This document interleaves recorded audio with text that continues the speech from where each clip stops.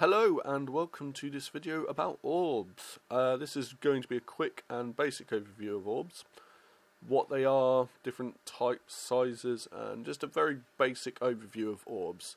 If it's something you're more interested in, I would highly recommend you go off, do your own research, do reading about orbs, but let's just get to the start. So what are orbs? What they are is a hard one to answer. No one really knows. There's a lot of debate in the paranormal community about what they are, whether they're just effects on a photo, so a camera flash reflecting off like bugs, dust, reflective surfaces, or whether they're something more, such as spirits or a manifestation of spirits, or sometimes non-human spirits as well. But they tend to come in many shapes, although most you see on the internet are white. They can come in many colours, sometimes multiple coloured. I've seen videos and still photos of orbs that come in different colours, everything from blues, pinks, greens, golds, but like again, the most common colour is white. Sometimes they are multicoloured, which I find much more interesting. Sometimes they glow, sometimes they don't.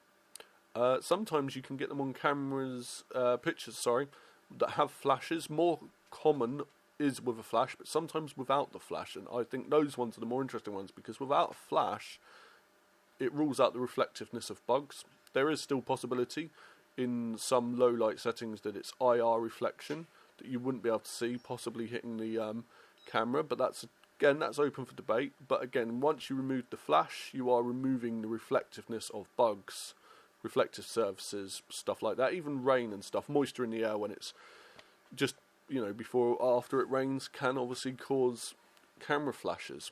But again, they come in all different shapes and sizes, sometimes in motion, sometimes static on the picture, so they're not really moving, or they appear not to be moving. Sometimes where people have taken a series of photos, like one after the other, sometimes they can appear and then vanish, which, is very interesting in its own right, because you'd expect if it was a bug possibly to appear on other ones. But again, maybe not. Maybe the bug was just moving through fast enough that it was only caught on the one picture. A lot of it depends on how the camera's set up. It could be set to 1 second, 2 second intervals. It's very case specific with each one. The common thought with most serious paranormal researchers is that orbs are just dust or reflectiveness off. They are the flash reflecting off dust, reflective surfaces, items like that, and most people just dismiss orb photos, 9 times out of 10 just going, yep, it's just a reflectiveness. And in most cases that is true, that they aren't just reflections off a shiny surface. You have to remember that when you're taking a picture at night, especially if you're using flash, you may not yourself see the reflective surface or the bit of glass that's on the floor, depending on where you are. But obviously that's going to show up on your picture, and then if you go back and review the photos a couple of days later, like most people do, you won't remember if there was something there. So yeah, you're going to see the reflection, and you might, it'd be very easy to believe that is a ghost or a spirit or an orb. But again, most serious people will just consider orbs to be dust, and they won't look at them, I'm afraid. And if they do, it's very low-key evidence for them, at best of times. The types of orbs that you get, common orbs, as they seem to be called, although what is common about them is totally open to debate. There is no unified, agreed standard, as far as I'm aware, about what is a common orb. These are the ones that most people call dust orbs, and they're spherical in appearance. They vary in size from very small to very large. Sometimes they're very clear to see, so they might just be a very solid white or a different colour. Sometimes they're very transparent, so you can see behind them. They come in all over the world, to be honest. They've seen in videos, photos from all over the world, and they're not a new thing either. A lot of people think that orbs are a new thing, or a recent thing with digital cameras, but orbs have been seen in pre-digital cameras. I think with the internet now, that we have the ability to share information so quickly, and with such a range of people, that more and more people are becoming aware of orbs, and they think it is a new thing, but orbs have been around for a while. Moving on from the dust orbs, there's the coloured orbs. They're pretty much like the common orbs, but obviously they come in many colours. Sometimes these colours are associated to gender, so blue is seen more as a male, pink as female. Gold and other colours like gold are seen as higher consciousness beings, so that could be angelic beings and beings that are considered a higher level of being than we are, so to speak. Moving on to the angel orbs, they normally are very large. They normally come in pink, gold and white in colour, and they can take up a good 1/3 of the entire photo sometimes. They are big. I haven't seen too many of these pictures or videos myself, but from what I know, they are considered the highest of beings in these photos. Again, you know, there's a lot of debate over what orbs are, what they truly are, and in most cases I would agree that most orb photos are misidentification. Another type of orb that comes around are ones that are very reflective. So normally where a lot of orb photos, you can see through them, very transparent. There are very bright orbs sometimes, and they are, you know, looking at it, you just kind of like blind yourself if that was the source of light. They are very, very bright. Sometimes they come in most of the time white, sometimes gold, sometimes blue. They're considered very powerful spirits by people that believe that orbs are spirits or the manifestation of spirits. Sometimes they can be angelic beings as well, so angels and the like. Lightning orbs. They're not orbs in the traditional sense of how we consider orbs, but they're more like flashes of light that show up in photos, sometimes in videos as well. I haven't seen too many of these videos or pictures myself, because if you see one, you're just going to assume it's an orb, but they are very interesting. They flare up every so often, and it would be very hard to argue that as a bug. It's still possible, or even a piece of dust. It would still be very hard to get it the way it pulses, and sometimes the pulse is very regular, which makes you believe it's something different than a piece of random dust moving around, which would possibly give more of a random, interval. The more interesting orbs that people do seem to focus on are orbs with faces in. Sometimes the face can be really clear, and other times it's less clear, and sometimes people point out, there's the eyes, there's the nose, there's the mouth. But those are the more interesting ones that I find, because it's a bit harder to argue it, although it's still possible that it's just how our brains are seeing the interpretation of the photo and all the random images, lights and stuff in it, in the orb itself. Sometimes with orbs you don't just get the face, but you can actually see like the body, you can see like the upper part of the body and stuff like that, and that's a lot more interesting. It's still possible that it's just interpretation.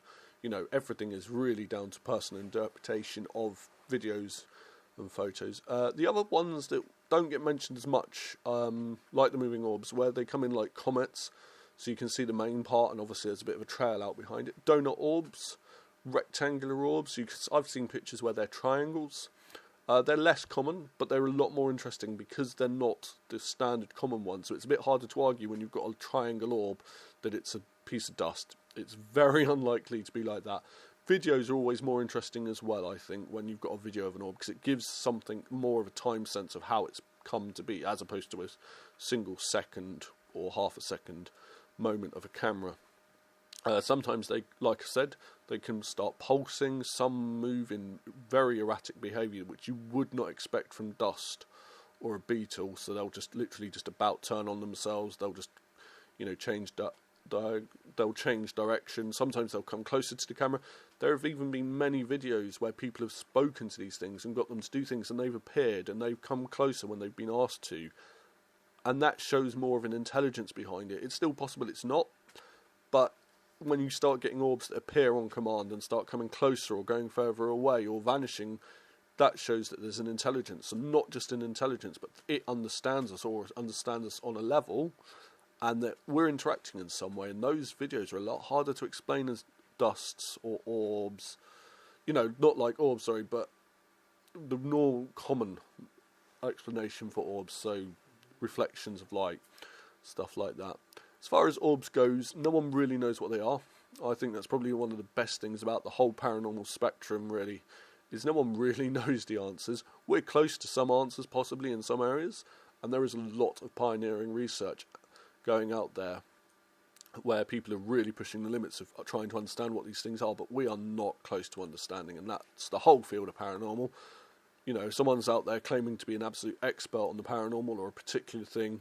It's very unlikely, because we just don't know, and that to me is amazing.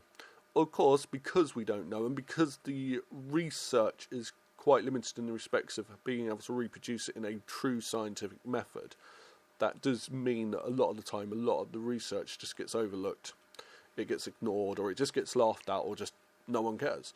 It's very hard to replicate experiences that people have, And where people have done it, they might have gone back to the same place, nothing's happened 5 times, and then suddenly things happen. There have been cases where people have done research for a whole week and they've only had 1 active night. So trying to reproduce the evidence is really hard in many cases of paranormal experiences, especially some of the more extreme ones where we're talking about like aliens and UFO investigation. You obviously can't reproduce that, so if it did happen, it's nigh on impossible. So a lot of research is based upon first-hand testimony, and that can cause problems because obviously, as we know, the human brain can get confused. It's easy to trick your brain. Go online, there's loads of videos that will make you see all types of things that aren't there, and you know, it tricks your brain, and our brains are tricked, and that's sad in some respects because it would be nice to account first-hand experience more than it gets already for credit for research purposes. But yeah, because we can be tricked quite easily by our brains and ourselves without realising it, that can cause major problems with research. And then obviously the way to prove something, videos, photos, they're not always available.